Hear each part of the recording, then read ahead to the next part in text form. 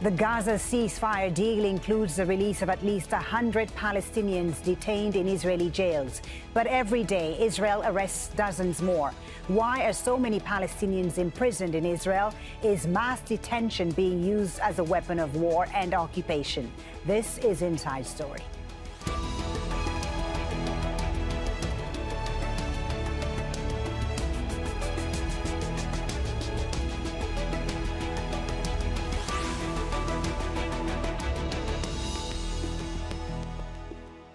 Hello and welcome to the program. I'm Folly Thibault.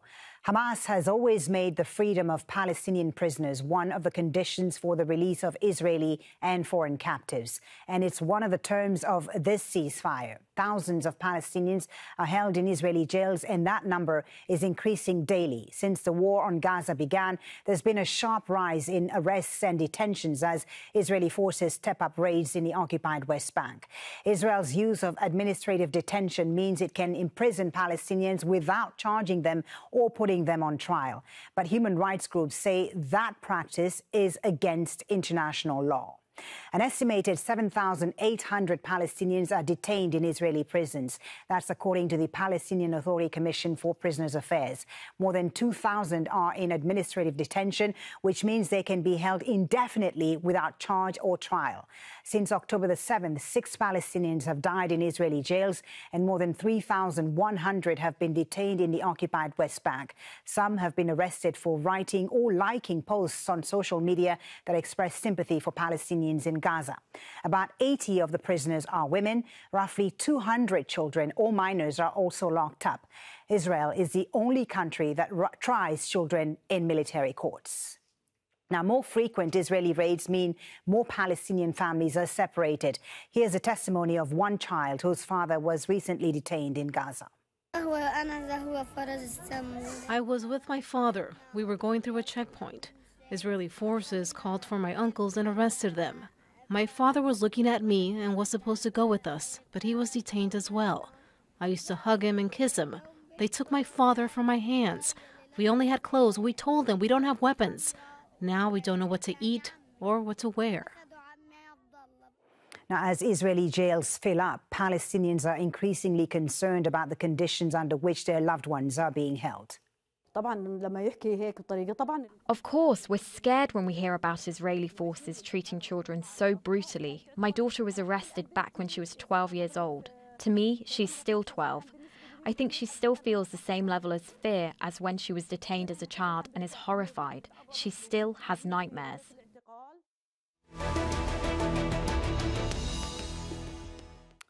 Well, let's now bring in our guests who are all joining us from Ramallah in the occupied West Bank. Mustafa Barghouti is the Secretary General of the Palestinian National Initiative. Budour Hassan is a researcher on Israel and Palestine at Amnesty International. She also writes and blogs on politics, feminism and disability. And Abu Eqtaish is the Accountability Program Director at Defense for Children International Palestine. He focuses on child detention issues, including ill treatment and torture. A warm welcome to you all. Thank you for joining us on Inside Story. Mr. Barghouti, if I can start with you. There's equivalence being made in the minds of people who are not familiar with the situation between the Hamas captives and Palestinian women and children who are being held in Israeli jails. Can you explain to us first why the release of prisoners is a key Palestinian demand in negotiations? Because for so many years, Palestinians are kept in Israeli jails without due trial process, without fair trial process. They are held without, and as you've mentioned, under administrative detention frequently, which can go as long as for 20 years without trial and without even charges. And so many Palestinians have been jailed for very long times. And even when they were released in previous exchange of prisoners cases, they were rearrested again, like the case of Nail Barghouti, who just finished 43 years in Israeli jails and just started the 44th year. There is no way for these people. Some of them are sentenced to 5,000 years in jail. Many are sentenced to life imprisonment several times. So there is no chance for any of them to be freed from Israeli prisons, and all of them are political prisoners, basically, without an exchange of prisoners. This is what has happened before with the case of Gilad Shalit, Yes. when one Israeli soldier had to be exchanged with almost 1,000 Palestinian prisoners. So that's why Palestinians believe that the only way to release the prisoners is to have some Israeli prisoners as well. But on the other hand, there is one very important figure I want to mention to you. Since 1967, Israel has conducted more than 1 million cases of arrests against Palestinian population. You're talking about 1 million arrests in the case of a population that is no more than 5.5 million people. That is quite a significant number, a huge number. 1 million arrests since 1967, you say, Mr. Barghouti. You mentioned the case of the Israeli prisoner Gilad Shalit, who was exchanged for almost 1,000 Palestinian prisoners. But as you say yourself, Mr. Barghouti, even as more Palestinian prisoners are released, every day we see dozens more arrested, as is the case in the occupied West Bank. We've seen more than 90 arrests in the last 24 hours in the occupied West Bank. In Gaza, the director of Al-Shifa Hospital and a number of medical personnel arrested there. So my question is, obviously, it's a relief for the families of these prisoners who are being released. But if more Palestinians are being arrested, what is the point of such deals, of such exchanges in the end? This deal, the very first deal, which should be initiated very soon, is only a beginning. The goal is to achieve a temporary ceasefire, which hopefully will lead to a permanent ceasefire. But we all know that Israel is playing a game. The reality, and some of those who will be released were arrested only 3 weeks ago. So I know they play this game, but eventually Israel knows that there are hundreds of Israeli prisoners. I mean, at least maybe 200 or 150 of soldiers and Israeli army officers, high-ranking officers, who will not be released without full and complete release of all Palestinian prisoners in Israeli jails. They know that very well. So even if they play this game of arresting and re-arresting now, they know that the ultimate deal will not happen unless all prisoners are released. And that's exactly what Palestinians in Gaza are saying. Budour, Hassan, let me ask you why now, because you've been researching this extensively. And as Mustafa Barghouti said there's been an upsurge, a rise in the number of arrests, a rise in the use of administrative detention, even before October the 7th in the occupied West Bank. Why have we seen this upsurge in the arrests of Palestinians? So in general, Israel uses arbitrary detention, including administrative detention and other forms of arbitrary deprivation of liberty, as a means to maintain and enforce its system of apartheid against Palestinians, and as a means of fragmenting the Palestinian communities. And since the 7th of October, as you said before that, this year had already been seeing record numbers, a 20-year high in the use of administrative detention of Palestinian prisoners. But the number has skyrocketed since the 7th of October, both the number of people held under administrative detention, and this happens frequently whenever there is military operations, uprisings, unrest. Israel uses the arrest and arbitrary arrests as a way to control, to fragment, to break down the Palestinian community. And here lies one of the ways in which administrative detention is used to do that. Because of the indefinite nature of administrative detention, that it can be extended every 3, 4, or 6 months indefinitely. And is there any aspect, Budour, of... Sorry to interrupt you. Is there any aspect of administrative detention that is legal under international law? International law does not completely prohibit administrative detention, but it restricts it to being used as a last resort and as an exceptional condition, not as a rule. But however, Israel uses it so frequently that it cannot be treated as an exceptional resort. It is part and parcel of Israel's punitive system against Palestinians. And Israel's use of this system is completely discriminatory. So of all those who are held under administrative detention right now, probably there are only 3 Israeli settlers. So 99.7% of all those held under administrative detention are Palestinians. And the way it's being done also, that only military courts can approve detentions, the administrative detention, that Palestinian cannot object to their administrative detention or cannot challenge administrative detention properly. All this means that the way Israel uses administrative detention is in complete violation of international law. Okay. Abu Eqtaish, let me bring you into the conversation. The majority of Palestinians being held in Israeli jails right now are male teenagers. What are these children? Because they are children. What are they being held for? What are they accused of? The majority of Palestinian children are accused of throwing thrones, but according to the Israeli military legal system, the punishment for throwing stones, it's up to 20 years imprisonment. So this is a very harsh sentence. Palestinian children are incarcerated in prisons inside Israel, in addition to an offer prison in the West Bank, and placing Palestinian children in a prison outside the occupied territories, it's a war crime under international humanitarian law. Most importantly, that there is also practical aspects of placing Palestinian children in prison inside Israel.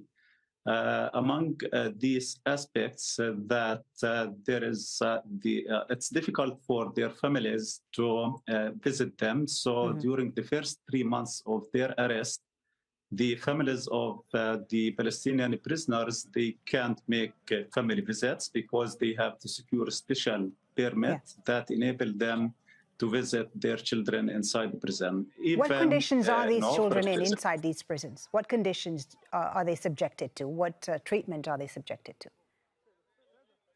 Almost all Palestinian children who are arrested, interrogated, and prosecuted in front of the Israeli military legal system exposed to different types of ill treatment and torture. Some of these types depends on physical methods of ill treatment and torture, like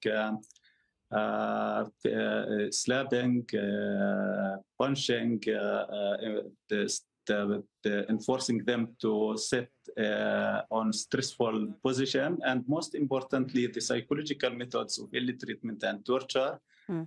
Most importantly, placing them in a solitary confinement in a cell that measure 1x2 without having any interaction with any human being, and placing children in such situation left a severe psychological implication on them. And I understand, Ayed, that many of these children actually end up confessing to the crimes they're being accused of, like throwing stones, and taking a plea deal, because the maximum sentence they could get for the crime is actually lower than the maximum sentence they could spend in pretrial detention. This is almost the case with all children, because during the interrogation, they are not accompanied with a family member, and there is no audiovisual recording for the interrogation. So it's almost impossible for the defense lawyer to prove that these confessions has been extracted by force. So even if the defense lawyer tries to raise this issue before the military court judge, usually the response of the judge that this is not the right place in order to examine the evidence. If you wish to examine the evidence, you should call for another court which is responsible for examining the evidence, and almost it's impossible to prove that this evidence and confessions has been extracted by force. Okay. Mr. Barghouti, let me bring you back into the conversation and raise something that Budour mentioned, and that is the treatment of Israelis in similar conditions. Of course, Israel portrays itself as a democracy, but what we see here is a two-tier justice system. And we've seen increased violence against Palestinians in the occupied West Bank by Israeli settlers. And we've seen this in Huwara, for example, before even October the 7th. Is there any accountability in these cases? Are Israeli settlers being held to account? No, of course not. even when they commit the worst kinds of crimes. There are very rare occasions when they were caught burning Palestinian children, for instance, where they would be put in jail. But in general, all the atrocities that are committed by settlers go without any accountability. And what we have here is a system of apartheid. What is apartheid? Apartheid is two systems of laws for two people living in the same area, and that's exactly what we have. Israelis are judged by civil Israeli law. Palestinians are judged by Israeli military law. So we are subjected to a complete different legal system. And the military rule and the military laws are so difficult to defeat, because even in the cases when Palestinian prisoners have lawyers, they don't have access to the tools. They don't have access to knowing why the people they are defending are charged. Mm-hmm. And frequently they find themselves are obliged to just accept deals because it would be less sentence. But there isn't really a due process here. More than that, I want to tell you something that might shock the audience, which is that Israel not only imprisons Palestinians who are alive, they are also imprisoning dead people, martyrs. 398 Palestinians who have already died in Israeli jails or because they were shot by Israeli army are kept in jail. Those who die in Israeli prisons because of a sickness or because of torture have to stay in prison in refrigerators to complete their sentence. Yeah. Which how could does be Israel 100 justify years. that, Budour? How does Israel justify keeping the bodies of Palestinian prisoners or people who've died under their watch? No justification. 142 of the Palestinians who were killed recently, and mostly young people, a lot of them are children, are kept in refrigerators, refusing to release them as a form of psychological torture against their families, Budour, as a form of collective punishment against their families. Right. And 256 are kept in what they call numbered cemeteries, where there is a number for each one, and they are just there. Some of them have been there for more than 40 years. Right. So it's an awful kind of practice that, of course, none of that would happen to an Israeli Jewish person. A shocking practice that you described there, Mr. Barghouti. Budour, can you add a bit more to that? The fact that there's no justification from the Israelis for keeping the bodies of prisoners who've died in of Palestinian prisoners who've died in Israeli jails. You know, the official Israeli justification for this is to use these dead bodies as bargaining chips.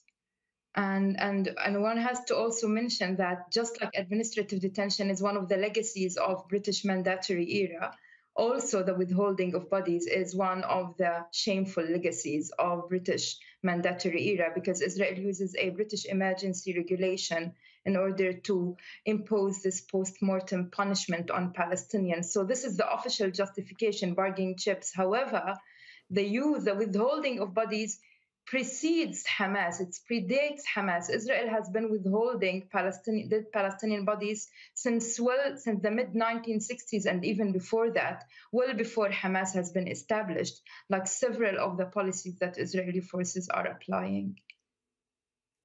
Ayed, would you like to add to that, this shocking practice of holding on to Palestinian bodies in Israeli prisons? I mean, this is almost a form of torture for the families of these prisoners, isn't it?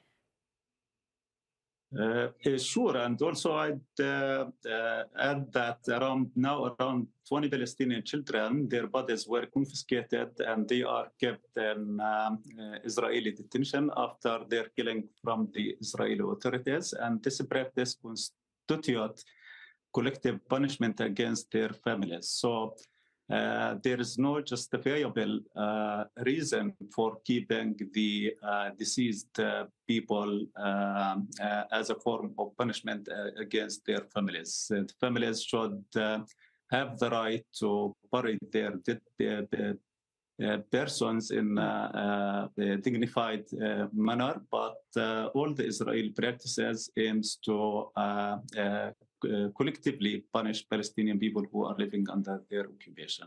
It seems that every Palestinian has either spent time in jail or knows someone who has spent time in jail. There is a sense of almost a generational trauma, isn't there? How is that affecting the Palestinian psyche and Palestinian people, whether in the West Bank or Gaza?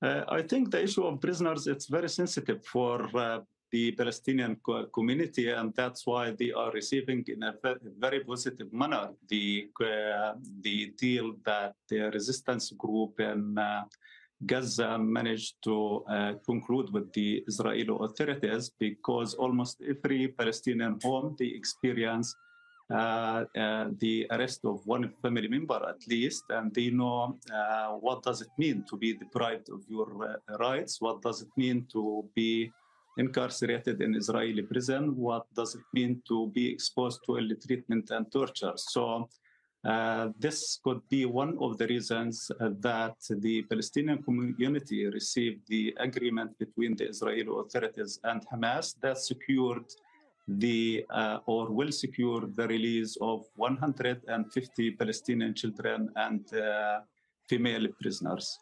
Okay. Mr. Barghouti, let's now widen this if we can.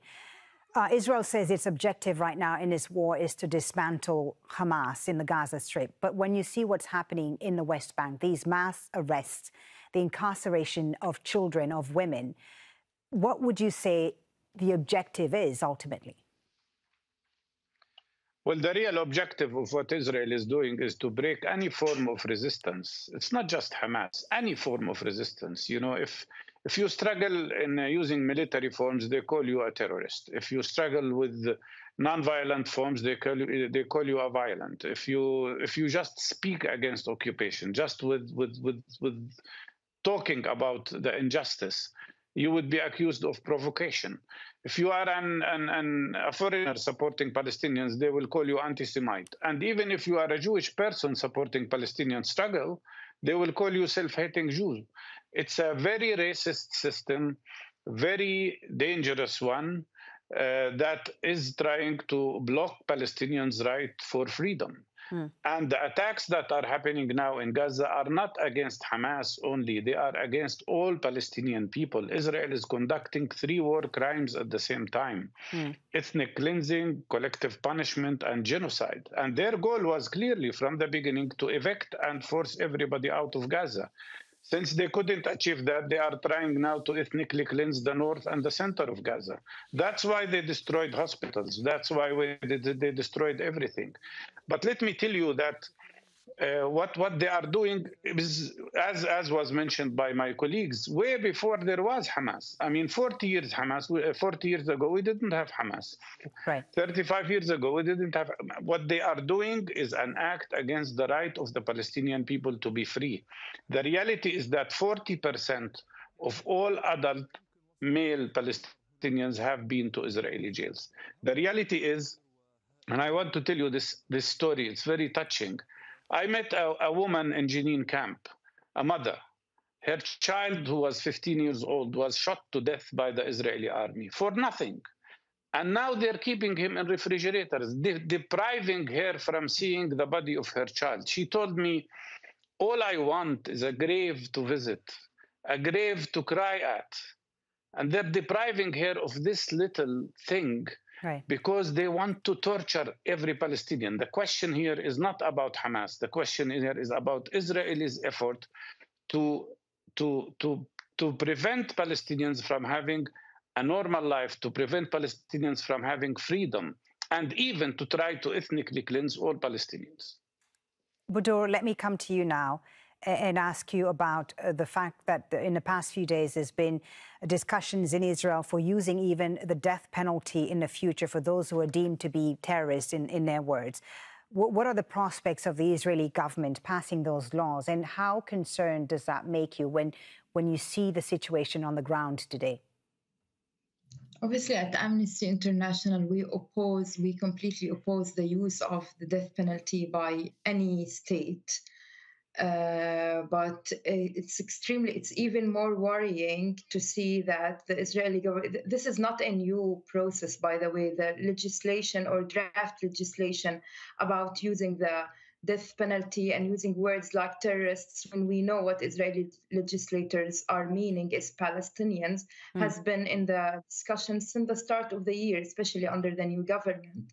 But it's even more worrying to see that the Israeli government is now using the war in Gaza in order to justify the introduction of the death penalty. It is extremely concerning, and it's clearly aimed at, it's yet another layer of discrimination. And we've been also talking, by the way, about detainees and detention for freedom of expression and arbitrary detention. It's important to also add that Palestinian citizens of Israel have been facing several forms of arbitrary detention since the 7th of October. Hundreds of Palestinians have been detained for different amounts of time just for posting on Facebook, Palestinian citizens of Israel. Many of them say that what they are living right now is similar to the military rule under which their grandparents lived between 1948 and 1966.